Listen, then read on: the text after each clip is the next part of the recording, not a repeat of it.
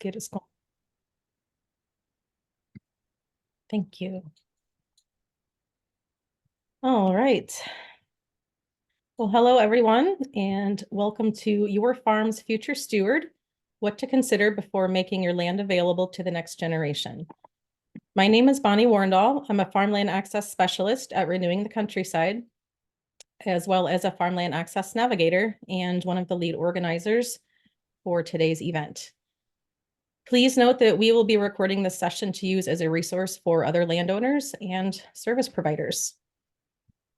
This live webinar has been designed to provide a springboard for exiting landowners and retiring farmers to start thinking about what's next, or rather who is next, when it comes to the legacy of their farm. So if that sounds like you are in the right place. There's a lot to think about when passing on the farm, particularly if you don't have willing heirs. And we're going to try to hit some of those key considerations and provide you with a few resources to help you move forward in your planning process.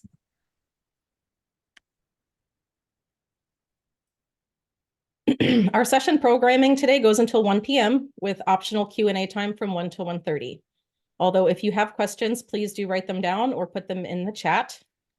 We are fortunate to have farmer Chris Burkhouse joining us for an interview and to share some of her story at the end of our session. Chris has experience both as a beginning land-seeking farmer and a landowner who has gone through 2 ownership transitions during her farm journey. She brings great perspective, and we hope that you will stick around for the optional Q&A time for what is sure to be an inspiring and educational conversation. While folks are still arriving, we will introduce ourselves as hosts, and we ask that you also introduce yourself in the chat. Please include your name, your farm's location, and your reason for attending today's webinar. And I will have Karen go ahead and introduce herself. Great. Thanks, Bonnie. My name is Karen Stetler, and I work at the Land Stewardship Project, and I work in the Farm Beginnings and the Land Access Land Legacy programs, working with beginning and retiring farmers. Thank you, Karen. Sabri, could you introduce yourself? Absolutely. So hello, everybody. My name is Sabri Fair, and I am a community planner with the Region 9 Development Commission in South Central Minnesota. And I have been a part of this Engaging Landowners group for about 2 years now. Thank you, Sabri. And Nikki, could you please introduce yourself? Thanks, Bonnie. Hi, I'm Nikki Diadamo Damry. I work for Sand County Foundation, primarily with our Land Ethic Mentorship Program, which is connecting historically underserved farmers and ranchers with conservation mentors. And I'm actually based outside of Richmond, Virginia, where I also work with our Central Virginia Agrarian Commons. So thanks so much. Great. Thank you, Nikki. Okay, as mentioned, my name is Bonnie Warndall. I work for Renewing the Countryside, where most of my work is focused on farmland access and transfer. Renewing the Countryside is a nonprofit organization working to strengthen rural areas by championing and supporting rural communities, farmers, artists, entrepreneurs, educators, and activists. Much of the work that we do is farmer and local food system based. This webinar is hosted by the Farmland Access Hub, which was formed by Renewing the Countryside in 2017 with partnering organizations in Minnesota, Iowa, and Wisconsin. Recently, Illinois joined as an affiliate, expanding farmland access support to 4 states. They are not represented as partners in this graphic due to having their own Farmland Access Navigator program, but work together with us on the overall climate of land access in the upper Midwest. The Hub's primary goals are to support land access for emerging farmers and the transition of existing farms to the next generation, including and hopefully preservation of our nation's farms in the process. The Hub is funded by the Beginning Farmer and Rancher Development Project, a grant through the United States Department of Agriculture. We are not an organization, but a consortium of partners. Land access initiatives are pushed forward by our Farmland Access Advancement Team, and many of them are carried out by our working groups. Working partners include University Extension, both Minnesota and Wisconsin, other farming nonprofits like Land Stewardship Project, Minnesota Department of Agriculture, and Minnesota and Wisconsin Farmers Unions, just to name a few. If you would like to see a full list or learn more about the Farmland Access Hub and Navigator program, you can visit our website, which is farmlandaccesshub.org.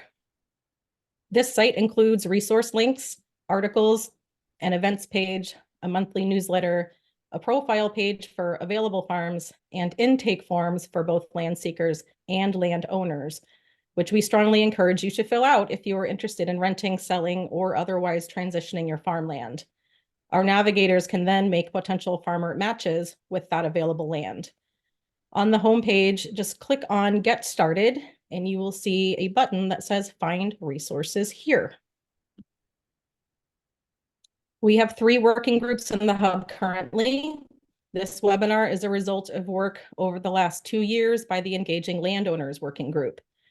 After holding 5 separate meet and greet events between landowners and land seekers in 2023, we realized that not all landowners who attended were fully ready to have in-depth conversations about making their land available. And it seemed necessary to have sort of primer sessions, if you will, with landowners to help identify and clarify goals before ever speaking with a potential tenant or successor.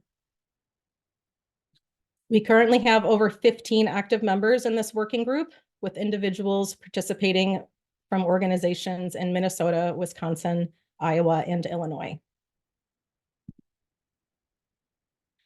Why farmland access and transition? In a nutshell, farmland is rapidly disappearing. Current producers are not being replaced at a fast enough rate by young and beginning producers. And beginning farmers have unique needs and challenges which manifest as harsh barriers to entry and success. Since 1982, more than 31 million acres of US agricultural land have been irrevocably lost to urban expansion. An additional 175 acres of farm and ranch land are lost every hour to make way for housing and other industries. If it keeps up, we'll lose more than 25 million more acres of farmland by 2040.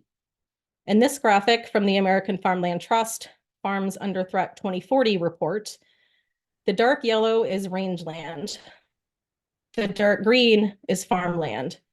The light green is federal land that cannot be used for grazing. And the red areas, spreading out a bit like a rash, are urban, highly developed, and low-density residential sprawl.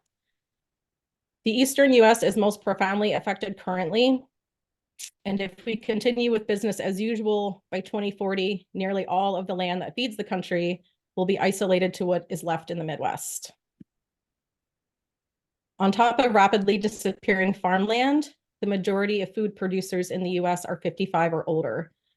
58% are between 35 and 64, but only 8% of current producers are under the age of 35.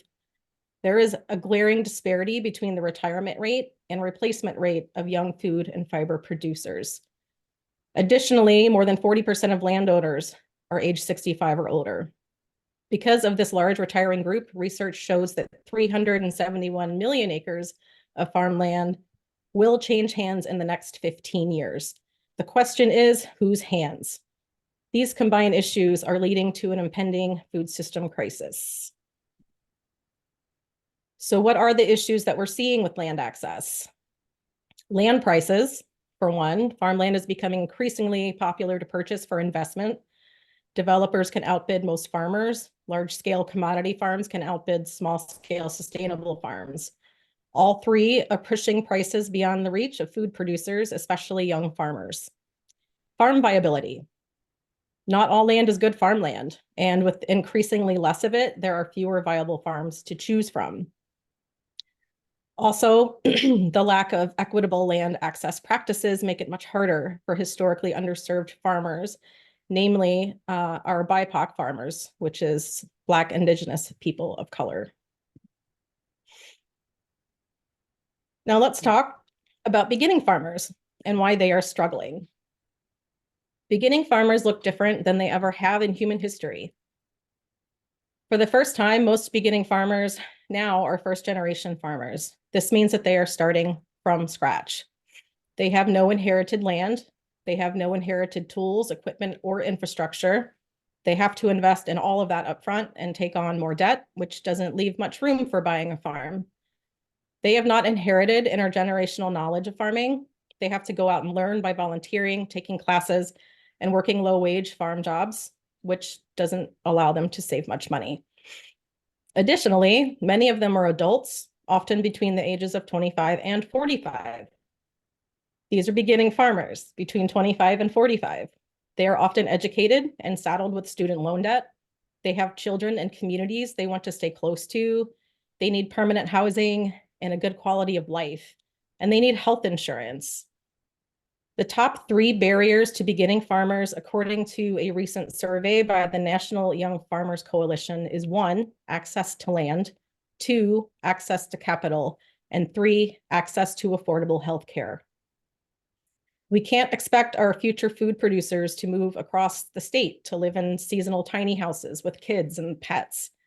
We can't expect them to commute 45 minutes one way to care for livestock, protect their crops, or shove snow off a high tunnel at 3 a.m. during a snowstorm.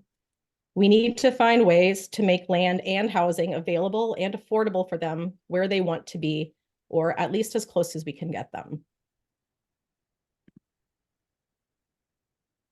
While the land dilemma is not likely to resolve itself anytime really soon, at least we can provide support to farmers to better situate them for successful tenure and transfer. The Farmland Access Navigator program was started to give one-on-one support to emerging farmers seeking land or stronger lease agreements. There are currently 19 navigators in Iowa, Minnesota, Wisconsin, and Illinois. Navigators help clients in 3 ways. We assess a farmer's readiness for land tenure. Many farmers who want to buy farmland are not actually ready to do that yet. We help them prepare, which can sometimes take years. Based on a farmer's goals, skill sets, and financial readiness, we provide support and guidance to help them meet their goals, including helping them determine which kind of farm and what infrastructure is needed to be successful. And finally, we provide resources. This can be directing a client to a business planning class or app, referring them to a real estate attorney, or making them aware of FSA loans. Our partnerships with other organizations and service providers enables us to have access to a large resource base to help farmers with their specific land access needs. Additionally, programs like Farm Beginnings at the Land Stewardship Project and New Farmer U through Marble Seed can help prepare beginning and emerging farmers for success. As we work to solve the issue of land access, we realize that supporting retiring farmers and exiting landowners is just as important as helping out the next generation. Landowners hold the power, but are also vulnerable. The choices made about what happens to the land during this fragile time in our history will strongly impact the future of farmland and food security for generations. While we don't yet have a farm transition navigator program to assist landowners one-on-one, we can point you to many available resources as you decide the legacy of your farm, and we encourage you to reach out to us for assistance accessing them. With that, I will turn it over to our land transition guru and spectacular human, Karen Stetler, from the Land Stewardship Project, and she will talk more about farm succession and transfer. Thank you, Bonnie. I don't know that I would call myself a guru, but I have had a few years of experience working with folks, and I am happy to share with you all today. So thank you for that, and thanks for being here. So I am Karen Stetler, and for those of you who are not familiar with the Land Stewardship Project, we are a 42-year-old organization, membership-based, keeping the land and people together. We weave our values of democracy, stewardship, justice, health, and community through our programming. That includes beginning farmer training, as well as soil health work, policy and organizing, and our land access, land legacy work, which is what I'm going to be talking about today. So I've worked primarily with beginning farmers and retiring farmers and landowners through our Farm Beginnings and Land Legacy work, and I will be sharing from those perspectives with you today. So if you could advance the slide, Bonnie, please. I would like to introduce you to Bonnie and Bill McMillan and a very powerful quote to start the presentation on the landowner side. As a landowner, you have the power to determine the legacy of your land. That decision is the most important decision you can make. Bill and Bonnie, with determined work to assess their values, determined planning, and working with professionals, successfully transitioned their farm to a neighbor dairyman. And I just wanted to share with you that it can happen. It has happened and can continue to happen. That said, there are some transition stories and some situations that I want to relate, real examples, as learning opportunities, because not everything always works all the time. So there was a rental situation where the landowners had an area of land that they were excited about and looking for a beginning farmer to get started. They got everything going, and in the middle of the season, the landowner hadn't considered how the use of that land and the beginning farmer family on their land might impact themselves on their land, and made some unreasonable demands about when and how that beginning farmer family could access their crops, which ended disastrously.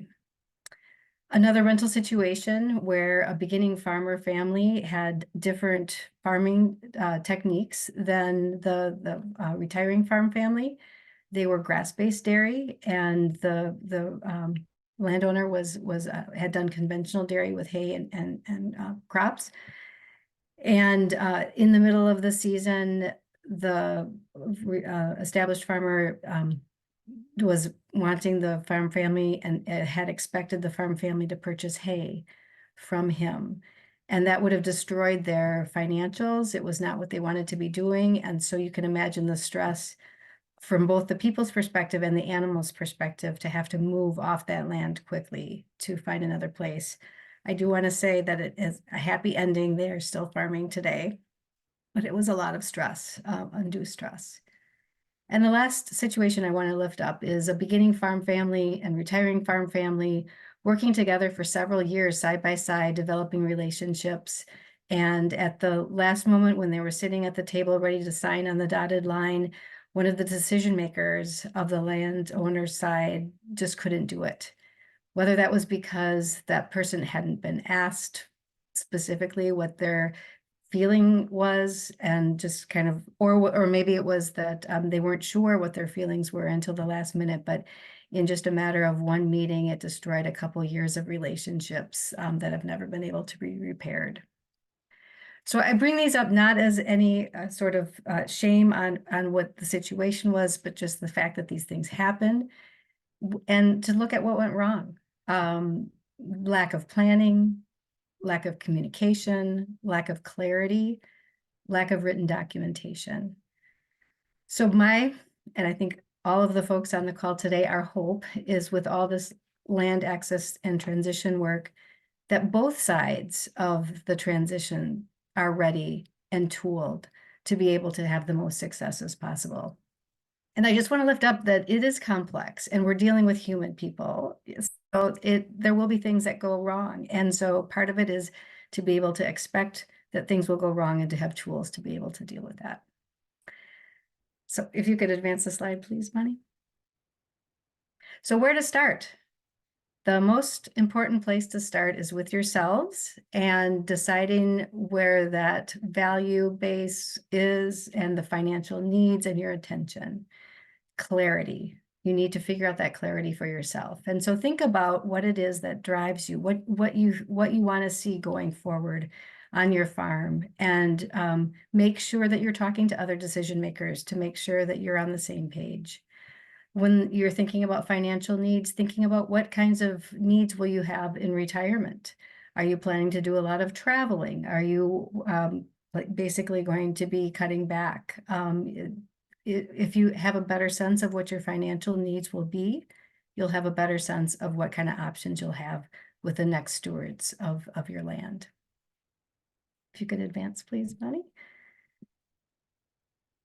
Some other questions that you might be thinking about too, as you're thinking about your future farm steward relationship. What is your timeline? Are you thinking that this is something that's going to be happening immediately? Will it be happening in the next 3 years, 5 years? Are you just dabbling and you're not really sure? It's helpful when you're going into conversations with the next generation to kind of have an inkling of where you're at. Thinking about also what you are transitioning and by what methods is really important.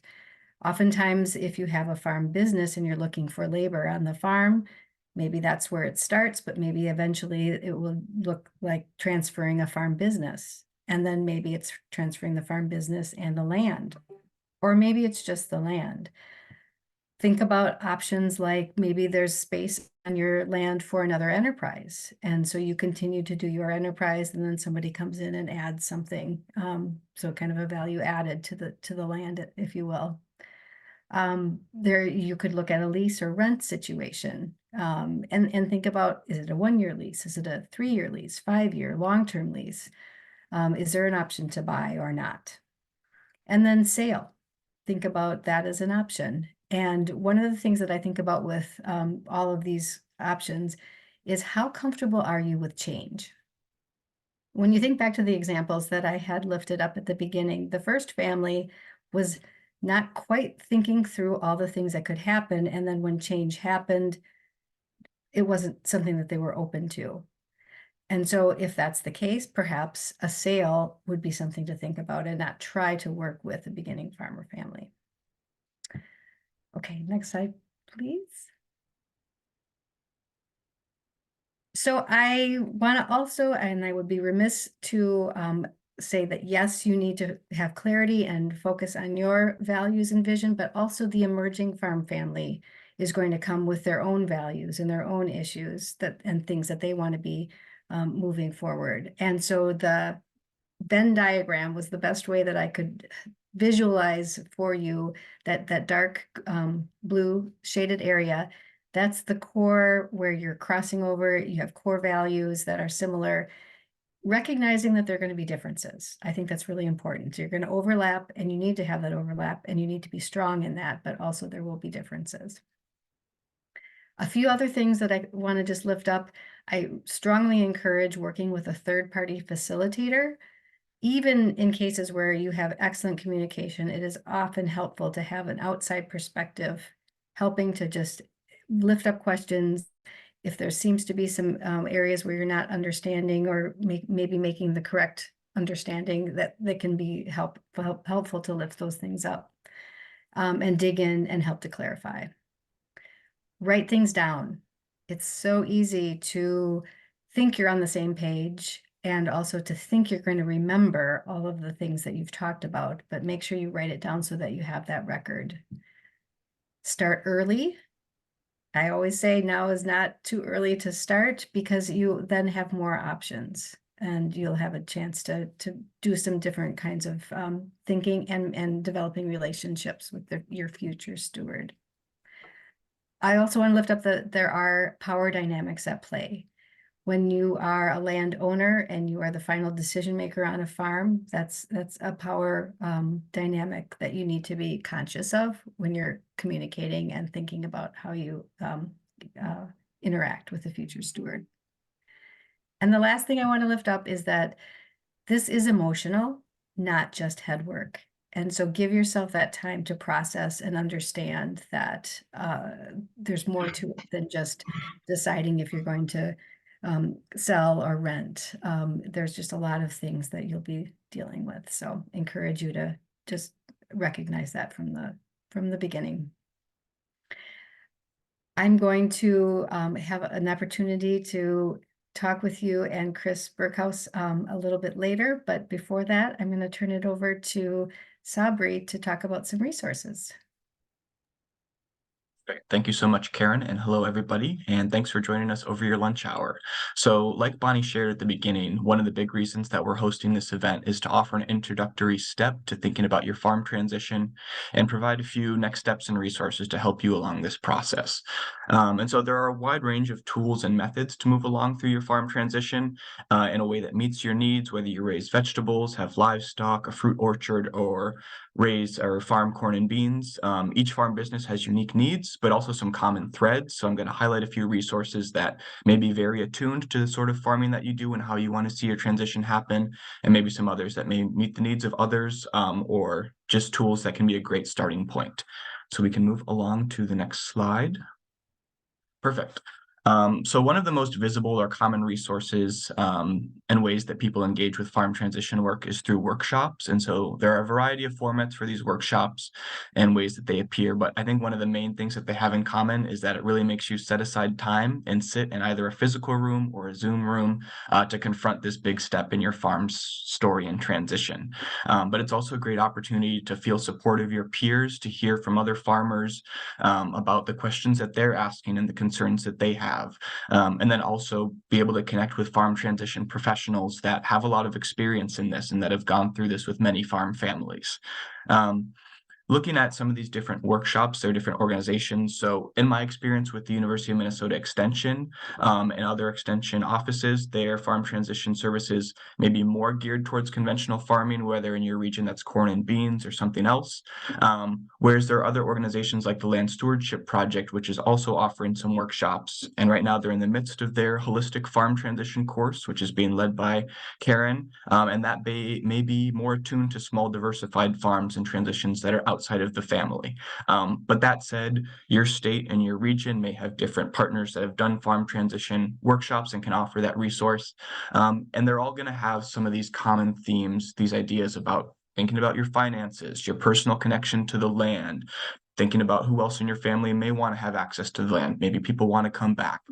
So workshops can be a great way to sort of get this ball rolling and really encourage yourself to set aside that dedicated time. And then another sort of resource is the University of Wisconsin Extension is also launching their farm transition workshops. So whether you're in Minnesota, Wisconsin, Iowa also offers them. So be sure to look in your sort of local vicinity. So a less visible tool that these workshops use and which landowners can begin using sort of in the privacy of their home are workbooks. And so these workbooks, many of them are sort of paired with these workshops and go step by step, but then can also be things that you can download the PDF and just start filling out. And these workbooks have been developed very intentionally by ag professionals who have worked through many farm and business transitions, and they've seen that there are these key steps and issues that come up along the way. But also similar to the workshops, these workbooks are also created in a manner that meets the needs of the clients they serve. So organizations like Land for Good or the Land Stewardship Project have some worksheets and workbooks that, again, may be more attuned to small diversified vegetable farms, fruit orchards, regenerative agriculture, whereas then University of Minnesota Extension or the Iowa State Center for Agriculture Law also has an estate and succession planning workbook, but that may really touch and dig in more on that sort of conventional side. So feel free to download as many PDFs as you need to, pick through them, see what works for your farm, what doesn't, and that just become sort of aware of all the resources that are available. You can go to the next slide now. So another important resource, and Karen mentioned on this as well, that you may be looking for is that personal connection and one-on-one support to help you through this process, because it's not an easy thing, and it's also a really big issue to tackle all by yourself, and there are lots of things that get in the way. So one-on-one support can be a great thing to have those continual check-ins, have somebody saying, hey, have you talked to your brothers and sisters about what they want to do with the farm? Have you reached out to your financial planner? Have you made that conversation? So one-on-one support can be a great way to keep you moving through this process. And then also, again, just keep connecting with professionals who have gone to lots of trainings, have lots of experience with this, and have a lot of knowledge to share. So a few examples here. One that was just formed was the American Farmland Trust and their Farm Transfer Planning Navigators. And so this one-on-one support is very geographically confined. So that's the map on the right, which is, this one is primarily focused on the Great Lakes basin and watershed. So the colors of green and yellow sort of highlight where they can reach and support. But then if you look outside of those areas, the Farmland Access Hub and their navigators cover Minnesota, Wisconsin, Iowa, and Illinois. And so they can also provide support depending on where your farm is located.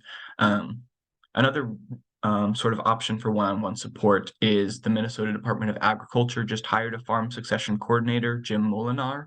And so he's also open to providing one-on-one succession support.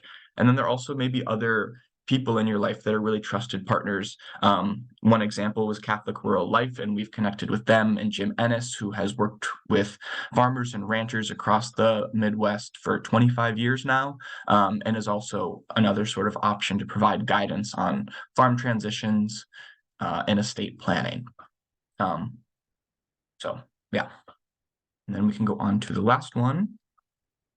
Yeah, so another option, and this has been mentioned a few times, is just that it's never too early to start. And sometimes it's just sort of these small steps along the way. So there can also be these introductory online resources. A few of those have been created by University of Minnesota Extension and then the University of Wisconsin Extension, with just some articles on various topics, such as what is an agricultural easement, what are land contracts, and what are some different farm transition models that I can sort of work through.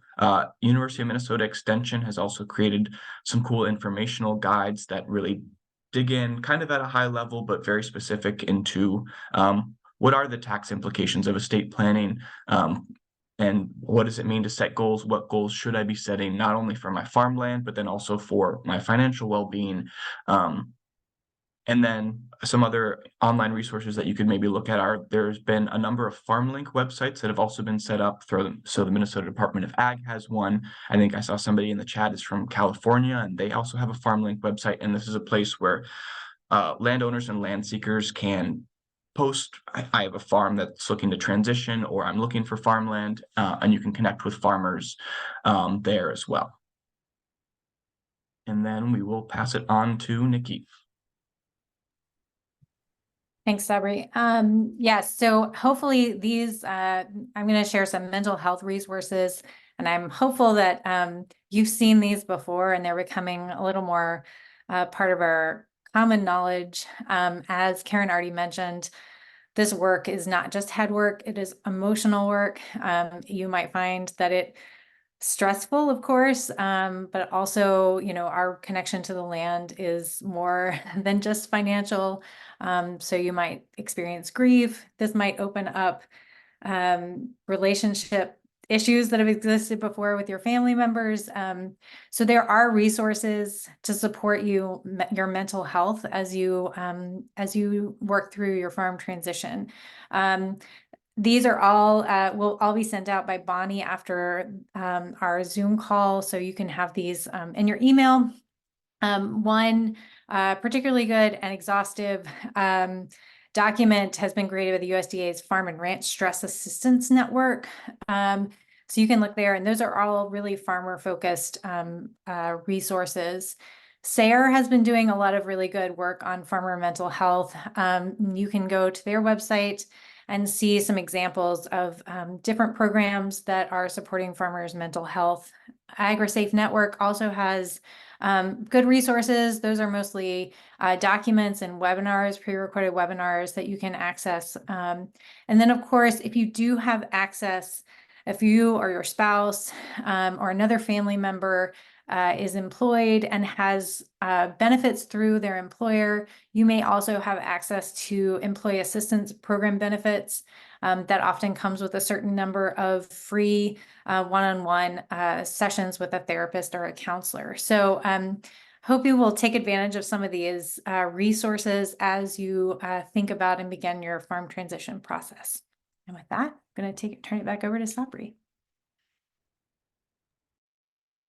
So yeah, as farm transition sort of professionals, it'll be great to touch base with you guys. I'm going to launch a quick poll here so we can hear a little bit about where you all are in the process of this and where you think things might be going in the future as well. So the poll should be up on your screen now, and you can just take a few minutes to click through it. Yeah.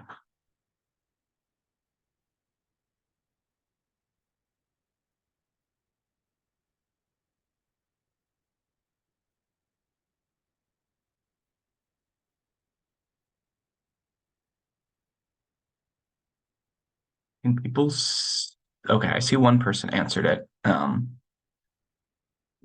right, we got a few more coming in. Sweet.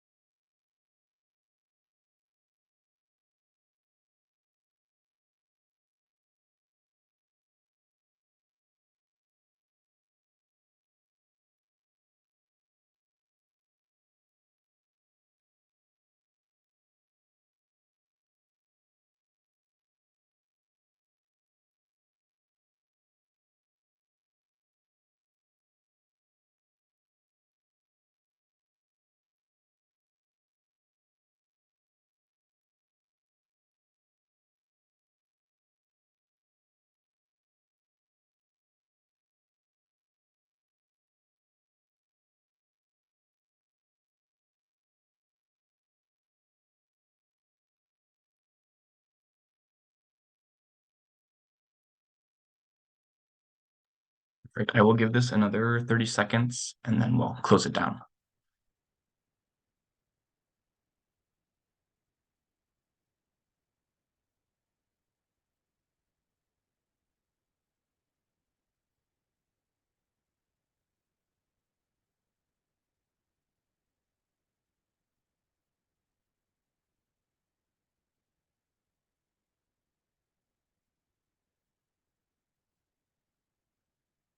Right, so we can just look over these quickly here. It looks like a lot of people on the webinar today have already started using some of those written materials like workbooks or guides, and then also attending webinars and conferences. Fewer people have started talking with a financial planner or estate planner. So there are some options there to sort of keep this work moving. Resources that would be helpful to folks. I guess a big one here would be talking with other landowners, and that's another super valuable one. And then also one-on-one support, and this could be, with a trusted partner with another landowner. But it looks like there's, interest in, connecting with other landowners. And then pretty decent spread here in terms of when people are looking to transition, one person within a year, and then other folks sort of within 2 to 4 years or 5+ years. So thank you all for filling that out.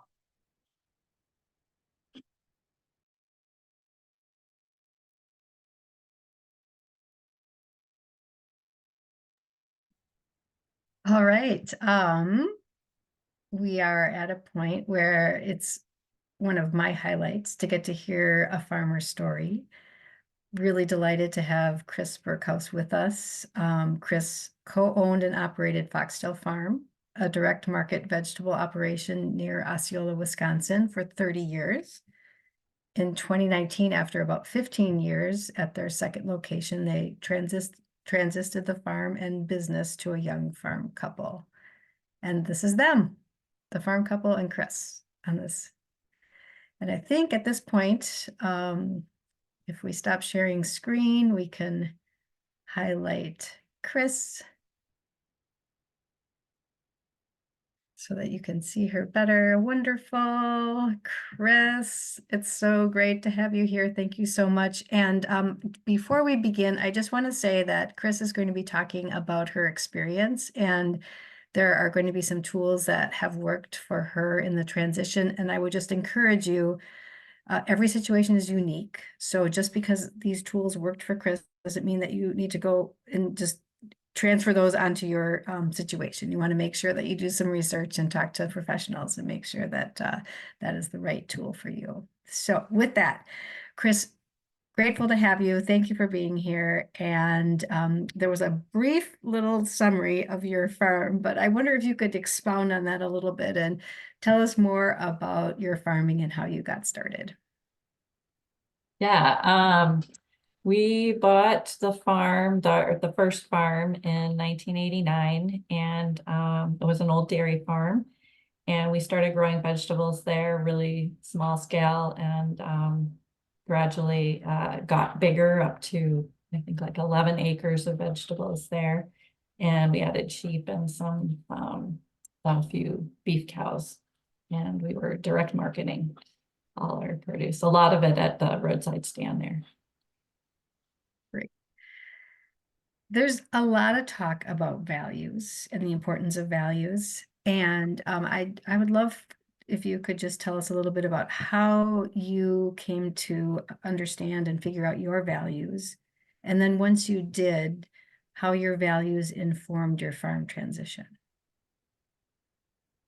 Yeah, one of our big values that we, I guess, kind of learned while we were farming was that education was really important to us. And we made a decision early on to have employees and to try to teach what we could about farming. And so that gave us a lot of access to a lot of young folks that were interested in doing what we do. And so that was a big important thing for us. And then also a value that kind of percolated up, especially as we were starting to look at transitioning from our current farm, the first farm, because we were running out of tillable land, we really wanted to protect that land, even though we had to move to a new farm. We really wanted to protect that land from development. There were a lot of development pressures there.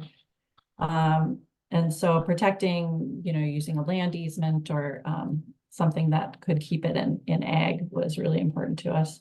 And then we also figured out that, we really just wanted to get farmers on the land using, both of those things and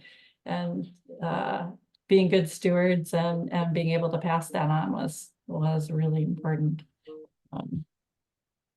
And we learned, I think, ultimately that getting folks on the land was the most important thing. So that value, I guess, outweighed us getting the top dollar for the farm when we ultimately transferred the second farm to Emlyn and Cody. That was the priority, getting them on there. Awesome. Thank you, Chris. So you've had a couple of farm transitions over the years, and if you could take a moment and describe those experiences for us. Yeah, we moved a lot. I don't recommend moving a farm. It's a hard thing, but when we first bought the first farm, we did it on a contract for deed. And that was great because we didn't need a big down payment, which was really necessary for us because we didn't have a lot of money. But it also allowed us to set the interest rate and the payments, and if we could make extra payments and, all the contingencies. And that worked great for us and it worked great for the sellers. But my understanding also now is that, if we had defaulted or had a problem, there really weren't any protections for us as buyers at that point with a contract for deed. And I would really recommend anybody going through that process to have a lawyer help with that. We did ultimately have a lawyer take a look at our documents, and that was really important. But so we bought that first farm with a contract for deed, and then we sold it 15 years later, just with a conventional sale to a native nursery, and we were really glad that they were able to get it. But that was just luck of the draw, I think. And then our second farm we bought, we didn't have enough money, but we were able, fortunately, there was a local land conservancy group in the area that really wanted us on that farm because they wanted that land to be farmed, and there was also a lot of development pressure. So we partnered with Standing Cedars Land Conservancy and Western Wisconsin Land Trust, which I think is now Landmark, and they bought 25 of the acres of the farm and then transited that back to us as we were able to get all of the land success. We did part it at a time to get that in an easement. So it's all protected now, which is great. And then we sold that second last farm to Emlyn and Cody, and we went through, it was quite a process, and we had the help of FSA. They went through, got a loan from the Farm Services Agency, and we all 4 of us worked really hard on making that happen. Great.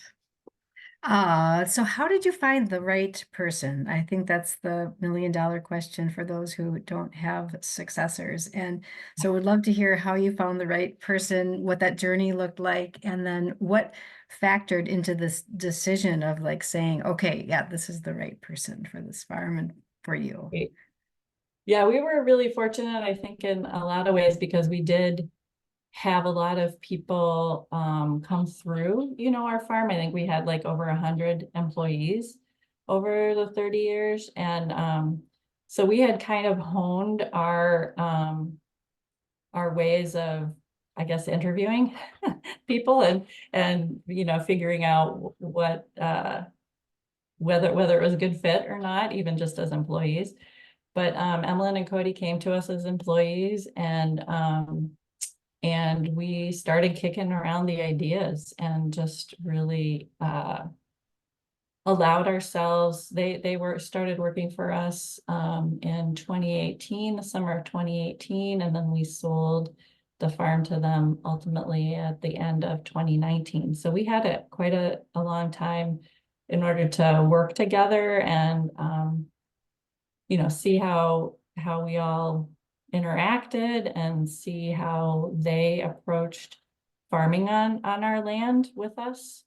And yeah, it was a great experience. I would not say it was trouble-free. There's a lot of conversations and a lot of kicking things around. And it's a process when you think you know what you want, or you think they think they know what they want, and then you come back over time and you're like, no, I don't really think I know. I don't think I want that, or like, let's just keep negotiating. There was a lot to negotiate. I think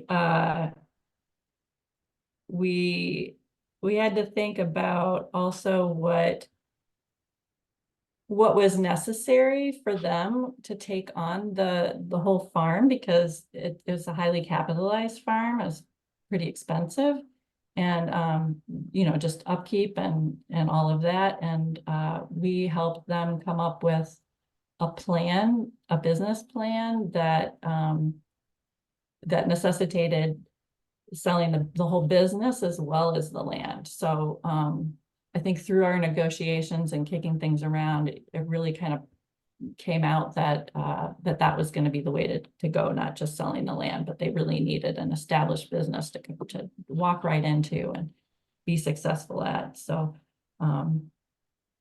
yeah, so we did that, and we sort of looked at the financials. I would say we probably could have done that a lot more.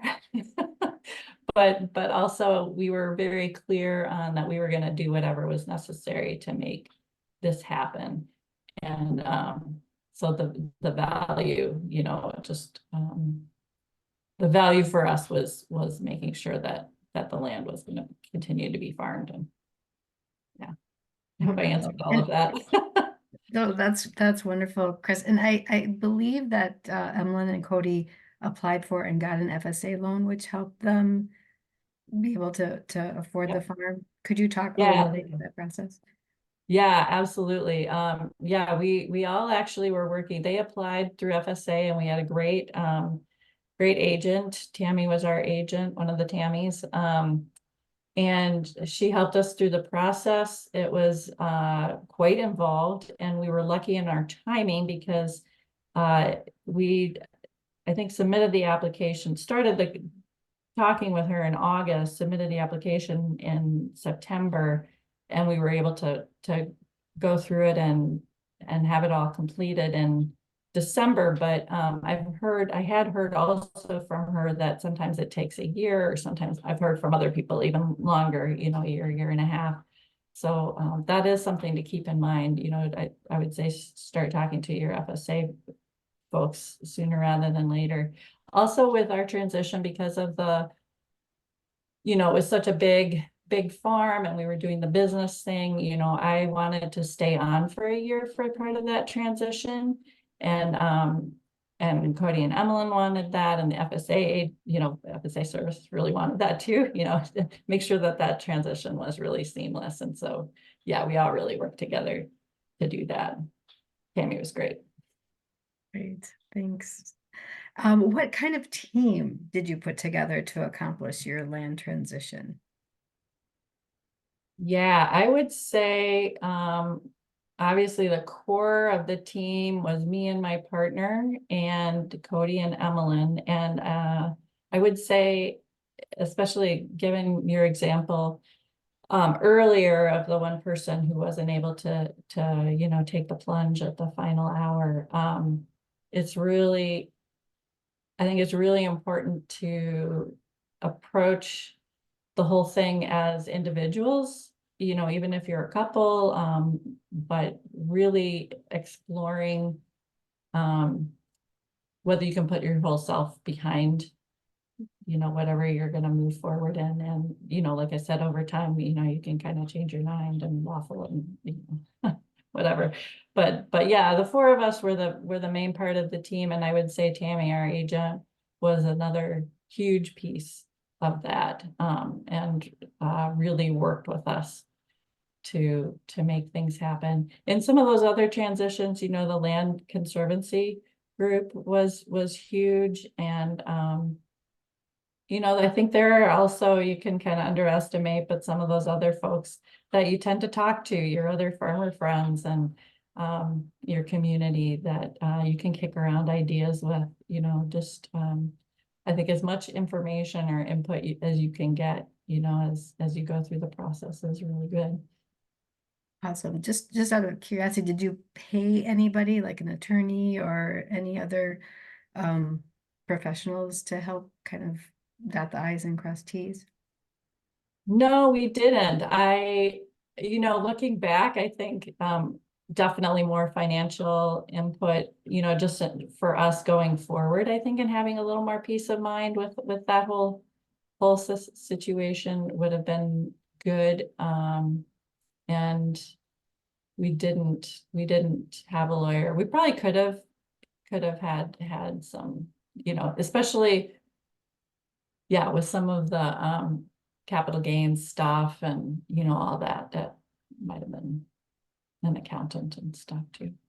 Sure.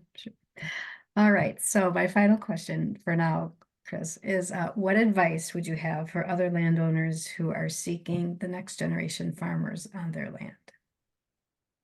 Yeah, I would definitely say start talking about it earlier rather than later. Just get that kicking around in your minds and between, you know, you and your families.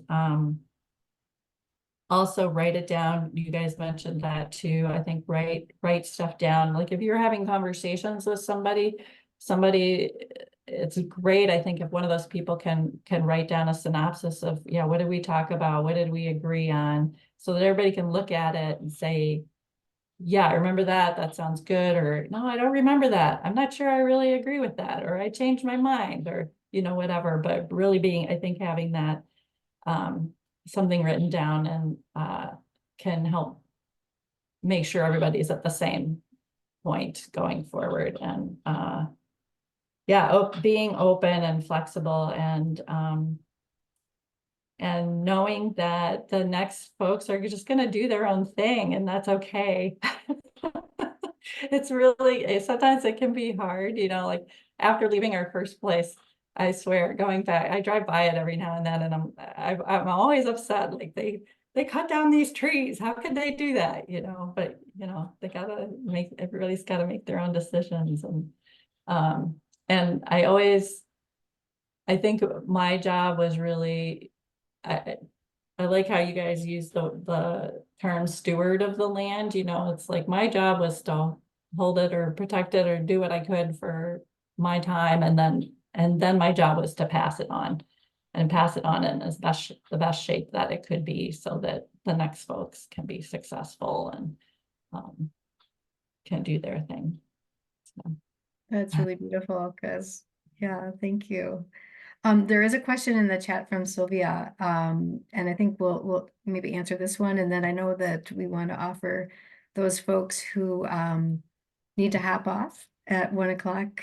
Feel free to do that, and then we'll just move into any more questions that people have, and we'll stay on until 1:30 if there are questions that keep us here till then. So, so Sylvia's question is, did the agricultural easement allow you to sell the farm for a lower price? I think the answer to that would be yes. I think whether we had it on there or not, we could have sold it for, you know, for less, but for me, that made it more possible because I could see, you know, like we were talking about earlier, I could see the values that were the things that were really important to me. Was like to really make sure that land was protected and going to be farmed, you know, going forward, even beyond these folks. It would have been a risk. It would have been harder, I think, to sell it for less, you know, the way we did, if I didn't know, you know, if there wasn't some protection and guarantee for that. I hope that answers that, if there's any follow-up. Yeah, that makes sense. So I think at this point, I'm wondering, Bonnie, is there anything else that you want to say, or do we want to like go back into the big room and offer opportunities for more questions? Yeah, I definitely think we can open it up to Q&A. I definitely have a couple questions if no one else is ready to jump in. So, but yes, thank you so much, Chris, for sharing your story. And I'm still amazed that you've gone through 2 farm transitions already. And aren't you on your 3rd farm now? Well, no, I have a little, piece. I'm working on the farms of some of the folks that worked for me. So that's really fun. I get to share in their farm experience and support them. It's really great. And I don't have to make the decisions. That's lovely. So when you were transitioning Foxtail, you said, you know, you stayed on for a year, which I think is wonderful that you were able to provide that support and help with that transition. And I'm just curious how housing worked with that. Did you continue to live on the farm? Was everybody living on the farm, or were people commuting? Like, how did that work? Yeah, we all lived on the farm. One of the things, because had so many employees, housing was really important for us to have housing on the farm. So at both locations, we built buildings or modified buildings so that there could be living spaces. And so, yeah, we built a building that housed, had a small apartment attached, and then a commercial kitchen was on the other side. So I lived in the little bungalow apartment, which was great. Cool. I have one more, if you don't mind me going ahead. I'm just a little bit curious about your land contract when you purchased your first farm, and like how that was initiated. Like, did you already have a personal relationship with the owner? Who brought up the land contract idea, I guess, is what I'm getting at. And then what resources did you use to figure out that contract and how it was set up? Yeah, we brought it up because we didn't qualify. We were turned down by the banks, you know, for a loan for the place. That was in 1989. And yeah, we brought it up, and we came up with, you know, some of the ideas for the you know, the interest rates, the down payment, and the payments. And we wanted to be able to make extra payments and, you know, have loose things about, you know, if we couldn't make a payment during a month and that sort of thing. And we had a lawyer take a look at it. And yeah, the sellers were a really sweet dairy. You know, they had raised 3 kids with 18 cows on this little farm. And they were just really very, very generous and communicative with us. I think they wanted to see us be on their land too. So that was great. How did you figure out, you know, like the length of the contract? And you know, you said you did not do a down payment for that one, or We did do a down payment. Yeah, we totaled our car after looking at the farm. This is a crazy story. We totaled our car. A deer hit our car after we looked at the farm. And but we were able to like pull the radiator back, jump up and down on the hood, and it ran. So we got like $3,000 for that for our car. So yeah, we just kind of came up with it. I think we looked up some, like, what are some traditional land contracts for deeds? How did they do that? And what could we figure out? What could we pull together in terms of a down payment? But it was like a fraction. I think we were able to come up with 7,000 or something total, you know. But yeah. yeah, we just kicked it around and talked with a bunch of people and talked with them. And then took it to an attorney to look it over and Yeah.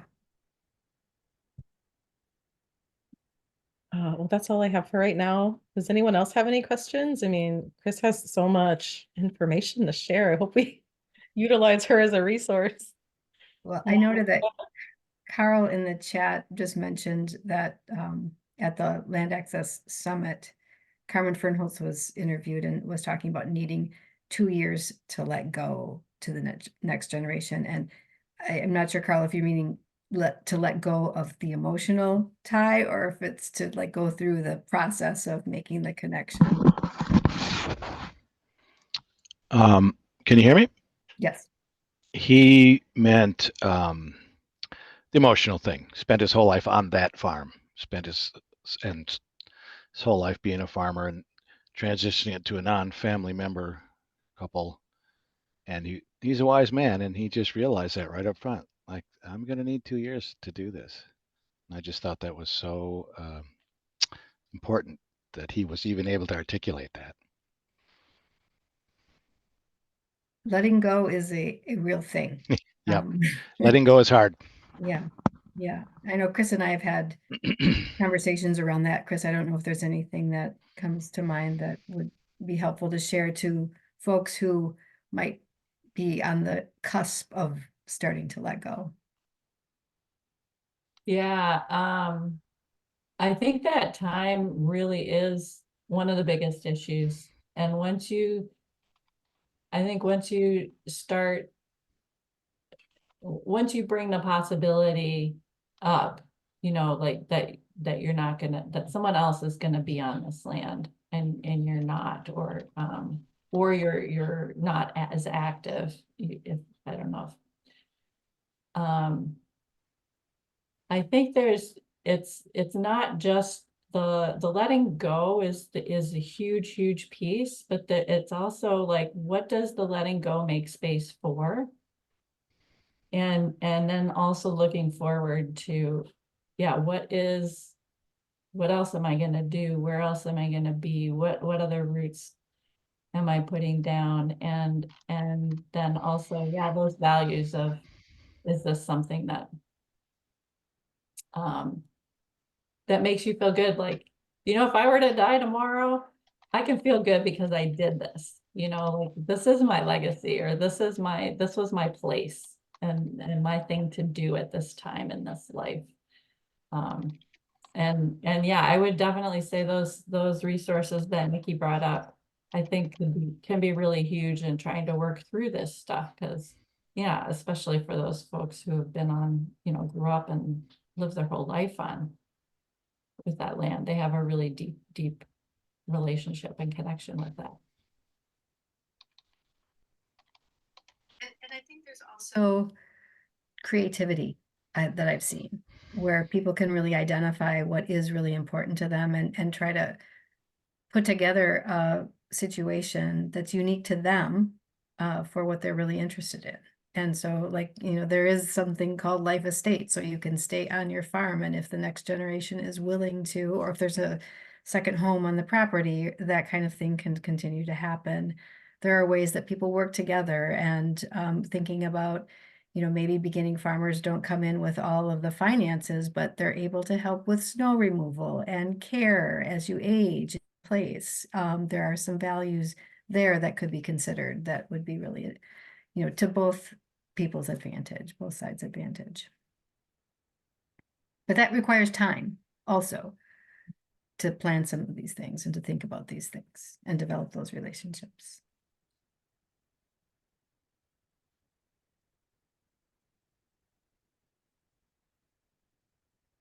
So someone had asked about what the Farmland Access Summit was, and so thank you for the drops in the chat for the links to some of that information. It was a 2-day summit that was put on by the Farmland team, Renewing the Countryside at the helm, and brought a lot of professionals, farmers together, and it was there was a farmer panel, which is what Carl was referring to. So. Okay, Carl, I have to say that I do not know what Anthropocene, if I'm even saying that correctly, means. That's the human influenced epoch that we now find ourselves in. Sorry, I kind of changed the subject there, but I do that. Sorry. The human influenced right now and for the foreseeable future.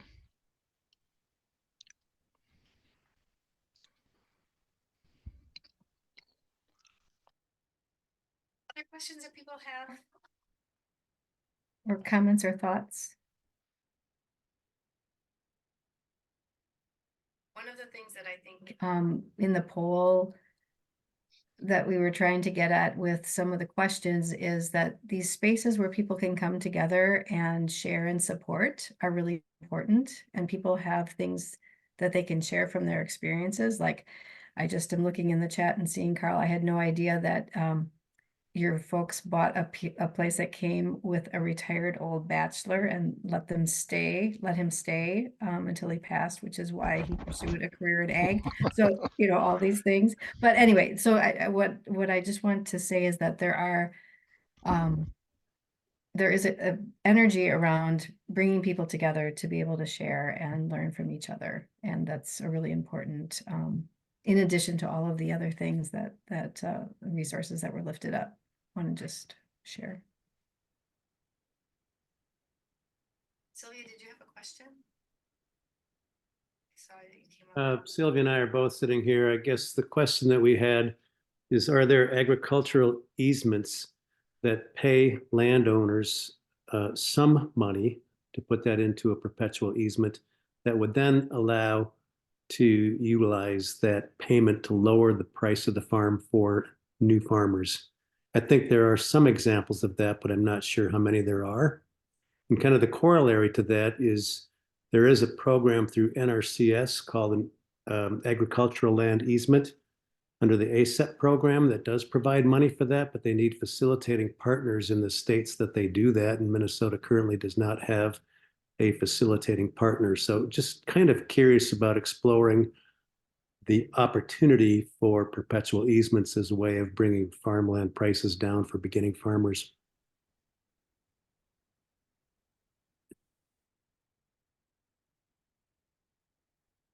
Well, I could speak a little bit to that, and Jan, or maybe you would rather. Jan and I have been doing quite a bit of work recently on easements, and are applying for grants to help kind of cover the cost of implementing an agricultural conservation easement. I'm not aware of any kind of payment for landowners at this point in time.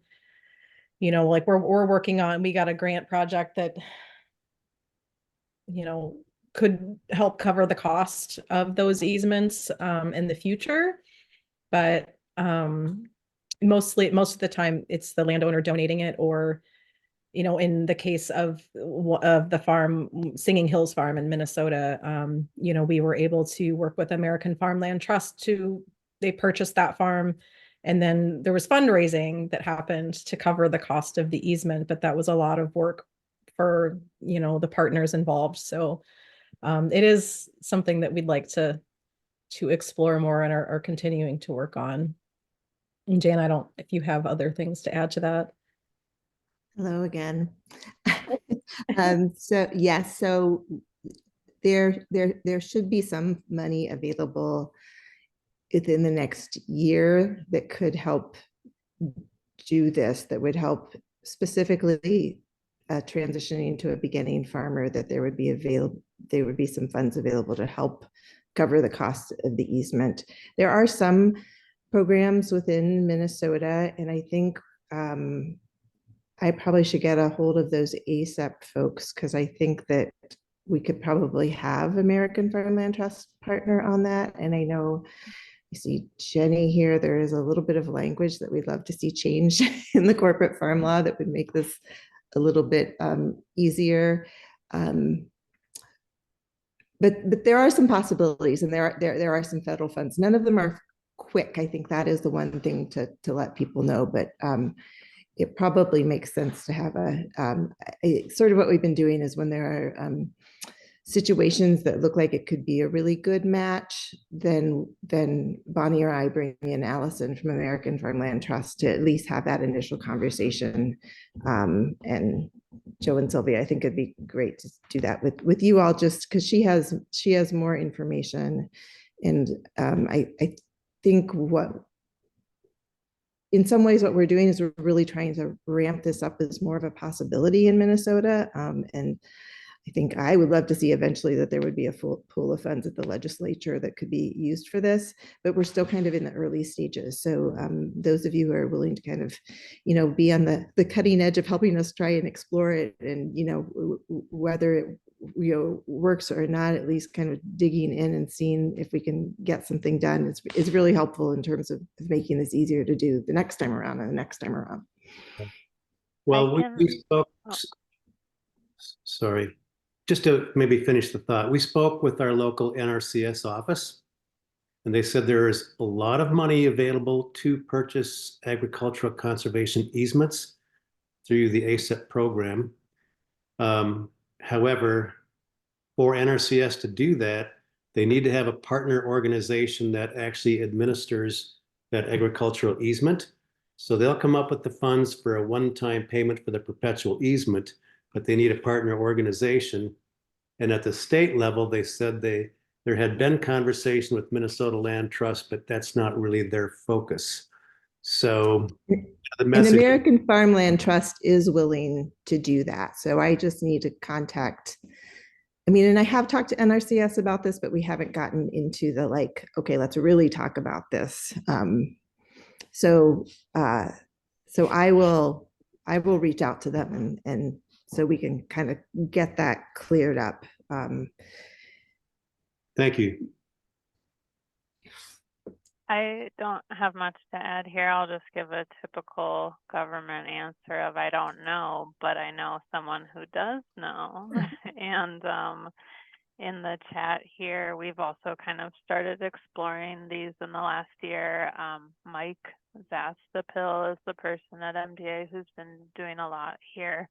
His contact is on this page, and then some of the other programs we've been exploring are on that page as well, but it's not the same yet as what Jan was talking about.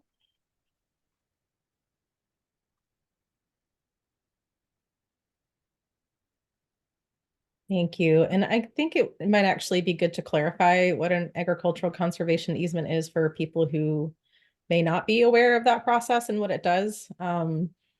And so basically an agricultural conservation easement can be put on farmland or viable farmland by a land trust.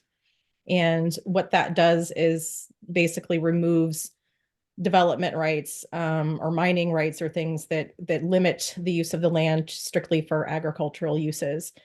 And what that does is reduces the value of the property because it can't be developed.